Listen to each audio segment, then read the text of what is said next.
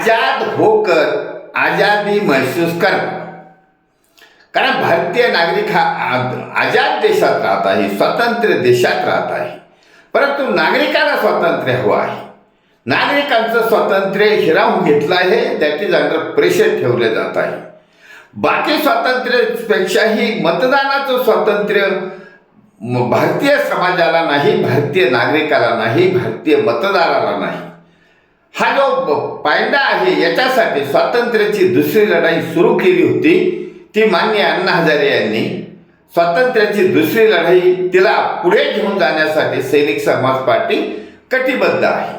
सैनिक समाज पार्टीने महाराष्ट्रातील आणि देशातील राजकारण जवळून पाहिलं आहे, ज्यामध्ये की या भाजप किंवा महायुतीच्या नेत्यांनी एक कूटनीती बनवलेली आहे।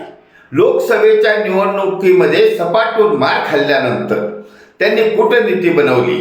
कारण उत्तर प्रदेशमध्ये सुद्धा सपाचे 37 खासदार निवडून आले आणि यांचे फक्त 30, 35, 33 काहीतरी आले होते। महाराष्ट्रात सुद्धा 30 लोकसभेच्या निवडणुकीत स्थिती झाली होती। त्यानंतर यांनी कूटनीती बनवली आणि त्या कूटनीतीच्या आधाराने सुरुवातीला हरियाणा जिंकलं आणि त्यानंतर महाराष्ट्र जिंकलं आणि आता पश्चिम बंगाल, आसाम, पांडिचेरी हे पण जिंकलं। आणि त्याच दरम्यान महाराष्ट्रातील बारामती आणि राहुरी नगर पाथडी पोटनिवडणुकीमध्ये जिंकले। म्हणजे फक्त जिंकले नाही, 19-20च्या फरकाने जिंकले नाही, तिथं पण आणि इथं पण हे एवढ्या मार्जिनने जिंकले की त्याच्यामुळे जनतेच्या मनात संशय निर्माण होत गेला। नंतर जनतेच्या मनात खात्री होत गेली की यस, काहीतरी ही कूटनीती आहे आणि याचा बतितार्थ असा आहे की भारतातील नागरिकांचं स्वातंत्र्य हिरावून घेतलं जाणार आहे आणि भारतातील नागरिकांचं महत्त्वाचा अधिकार जो आहे मतदानाचा अधिकार, त्याच्यावर घाला घातला जात आहे। त्यामुळे भारतीय नागरिक स्वातंत्र्यात असूनही आजादी महसूस करत नाही राहत। त्यासाठी सैनिक समाज पार्टीने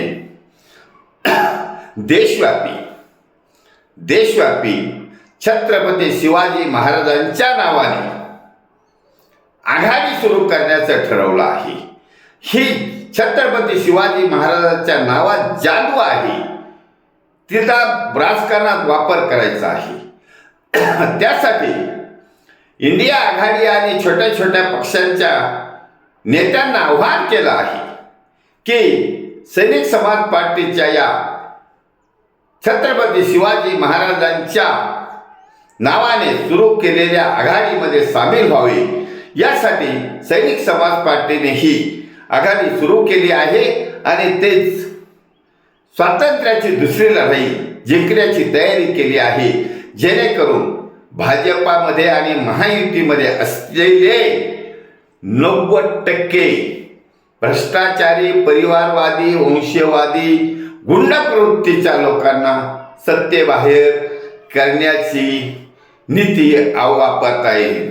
आणि त्यासाठी छत्रपती शिवाजी महाराजांच्या युद्धनीतीचा, गरिबी काव्याचा वापर करण्यात येणार आहे।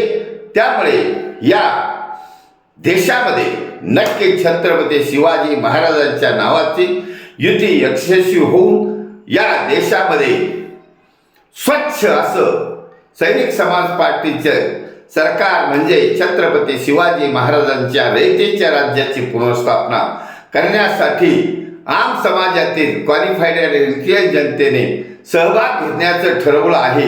त्यामुळे जनतेचे धन्यवाद। भारत वर्ष की जय, छत्रपती शिवाजी महाराज की जय। सैनिक समाज पार्टीचा विजय असो।